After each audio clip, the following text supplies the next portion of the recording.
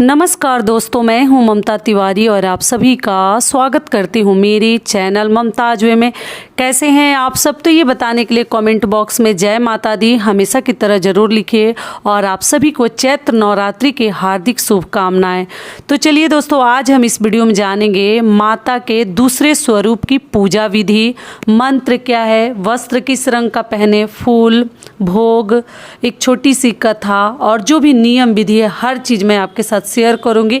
ध्यान से वीडियो को सुन लीजिएगा। तो चलिए शुरू करते हैं। इससे पहले दोस्तों, अगर आपको मेरा वीडियो पसंद आता है तो प्लीज़ आप मेरे चैनल को सब्सक्राइब कर दीजिएगा, बेल आइकन को प्रेस कर दीजिएगा, जिससे कि मेरे वीडियो के नए नोटिफिकेशन आप सभी के पास सबसे पहले पहुंचे। तो चलिए शुरू करते हैं और सभी महत्वपूर्ण बातें जान लेते हैं। तो जैसा कि आप लोगों को मालूम है कि कल दूसरे दिन हम माता के ब्रह्मचारिणी स्वरूप की पूजा करते हैं। माता का दूसरा स्वरूप है और आपको बता दूं कि देखिए 10 तारीख को डेट क्या है, 10 अप्रैल, दिन क्या है, बुधवार। बुधवार के दिन हम माता ब्रह्मचारिणी की पूजा करेंगे। और जिनके अभी कलश स्थापना अगर आप लोगों ने किया है, पूजा पाठ कर रहे हैं, व्रत रखे हैं, हमें शुरुआत करनी है सूर्योदय से पूर्व हमें उठ जानी है। जो व्रत रखे हैं वो भी, जो नहीं रखे हैं वो भी, क्योंकि पूजा पाठ का दिन है तो बिना व्रत रखे पूजा कैसे करनी है इसके लिए भी वीडियो डाल चुकी हूँ। तो देखिए, जिन्होंने 9 दिनों का व्रत रखा है, कलश स्थापित किए हैं, तो सूर्योदय से पूर्व तो हमें उठनी ही चाहिए, क्योंकि हर घर में व्रत त्योहार में कार्य बहुत अधिक बढ़ जाते हैं। पूजा पाठ भी बढ़ जाता है, प्रतिदिन के तुलना में अधिक पूजा पाठ होने लगता है, नियम विधि भी, फल फलाहार भी बनने लगते हैं। तो सूर्योदय से पूर्व अगर हम नहीं उठेंगे तो हमारे घर के कार्य नहीं होंगे। तो अपने घर के सभी कार्य हमें कर लेने हैं। उसके बाद से हमें स्नान ध्यान करके साफ स्वच्छ वस्त्र धारण कर लेनी है और तब आपको पूजा मंदिर में जानी है। जो भी बर्तन माता के हैं उसके बाद से जो भी पात्र, पूजा वाले जो पात्र हैं उसके बाद धोइएगा। आप लोग स्नान करने के उपरांत, पहले मत धोइएगा, स्नान के बाद आपको धोनी है। और मंदिर की साफ सफाई थोड़ा बहुत कपड़े से कर दीजिएगा। जो भी मतलब वहाँ पे माचिस की तिल्ली वगैरह गिरी है वो सब हटा दीजिएगा, अच्छे से झाड़ बुहार दीजिएगा। और माता की फोटो प्रतिमा है तो आप क्या कीजिएगा, गंगा जल का छिड़काव प्रतिदिन अपने मंदिर के ऊपर कीजिएगा और माता को किसी भी लाल पीला एक कपड़ा रखिए, उससे पोंछ दीजिएगा। फोटो प्रतिमा को अच्छे से साफ कर लीजिएगा। अगर मूर्ति है तो देखिए, मूर्ति भी सभी आदमी डेली मतलब प्रतिदिन स्नान नहीं करवाते हैं। आप अपना देख लीजिएगा, अगर स्नान कराती हैं तो आप लोग करवा लीजिएगा, लेकिन केवल हम गंगा जल से पोंछ भी देते हैं फोटो को, मूर्ति को, तो भी शुद्ध मानी जाती है, स्नान जैसा हो जाता है। करने के बाद जौ वाटिका अगर आपने रोपण किया है, बनाया है, तो उसकी भी पूजा हमें करनी चाहिए। माता को आप लोग सिंदूर वगैरह लगाकर, कुंवारी लड़कियां भी सिंदूर लगाती हैं। आप लोग पूछती हैं एक दीदी कुंवारी लड़कियां लगा सकती है, तो जी बिल्कुल लगा सकती हैं। और आप माता को, कई लोग पीला सिंदूर नहीं लगाते हैं, अष्टमी के दिन लगाते हैं, तो आप देख लीजिएगा, लेकिन माता को पीला सिंदूर हम लगा सकते हैं, ऐसा कुछ नहीं है। आप खुद ना लगाएं लेकिन माता को लगा सकते हैं। और वही जूठा उंगली अपने मांग में भी भर लिया जाता है, लेकिन बहुत सारे लोग नहीं लगाते हैं। मैं तो वीडियो डाली हूँ, तेल शैम्पू साबुन भी नहीं लगाते नवरात्रि के दौरान, तो आप लोग देख लीजिएगा, ठीक है। और जो भी सिंदूर माता को लगेगा, प्रसाद स्वरूप हमें अपने मांग में भर लेनी है। माता को फूल माला जो सूख गया है वहाँ पे उसको उतार लिया जाता है और फिर नया पुष्प वगैरह हम माता को चढ़ा देते हैं। जो भी पुष्प आपको मिल जाता है आप लोग चढ़ा दीजिएगा।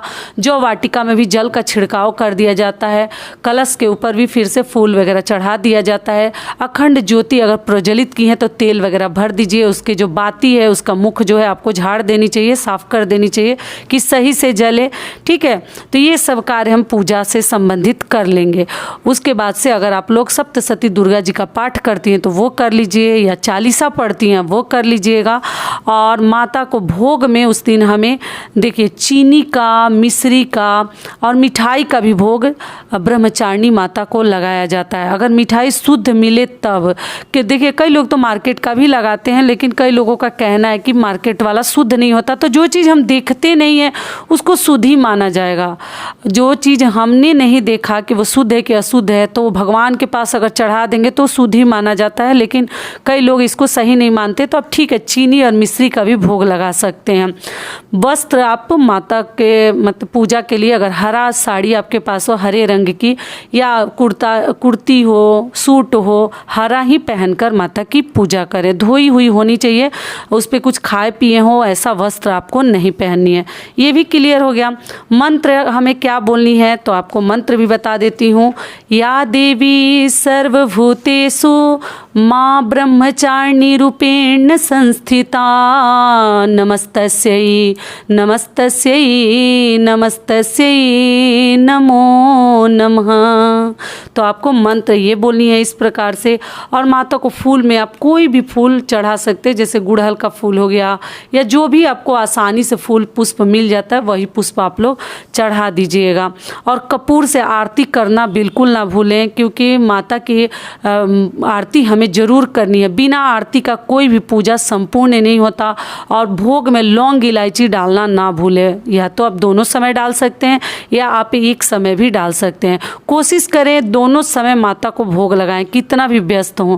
तो ये सब कार्य हमको करने हैं नवरात्रि के दौरान। क्लियर हो गया। और दोनों समय भगवान का बर्तन माता का आप लोग धोकर ही भोग शाम को भी लगाइएगा, उसी बर्तन में ना लगाएं। ये सभी बातें आपको बता दी। और वस्त्र में हरा पहने, मान लीजिए अगर हरा नहीं है तो नारंगी रंग की भी साड़ी आप लोग पहन सकते हैं। तो चलिए अब माता की एक छोटी सी कथा है ब्रह्मचारिणी माता की, सुन लेते हैं। माँ ब्रह्मचारिणी ने अपने पूर्व जन्म में राजा हिमालय के घर में पुत्री रूप में जन्म लिया था। तब देवर्षि नारद के उपदेश से इन्होंने भगवान शंकर जी को अपने पति रूप में प्राप्त करने के लिए अत्यंत कठिन तपस्या की थी। इस दुष्कर तपस्या के कारण इन्हें तपस्चारिणी अर्थात ब्रह्मचारिणी नाम से अभिहित किया गया। कथा के अनुसार 1000 वर्ष उन्होंने केवल फल मूल खाकर व्यतीत किए और 100 वर्षों तक केवल शाक पर निर्वाह किया था। कुछ दिनों तक कठिन उपवास रखते हुए देवी ने खुले आकाश के नीचे वर्षा और धूप के भयानक कष्ट भी सहे। कई हजार वर्षों की इस कठिन तपस्या के कारण ब्रह्मचारिणी देवी का शरीर एकदम क्षीण हो उठा। उनकी यह दशा देखकर उनकी माता मैना अत्यंत दुखी हुई और उन्होंने इस कठिन तपस्या से विरक्त करने के लिए आवाज दी, उमा। तब से देवी ब्रह्मचारिणी का एक और नाम पड़ा, उमा। उनकी इस तपस्या से तीनों लोकों में हाहाकार मच गया। देवता, ऋषि, सिद्धगण, मुनि सभी देवी ब्रह्मचारिणी की इस तपस्या को अभूतपूर्व पुण्यकृत बताते हुए उनकी सराहना करने लगे।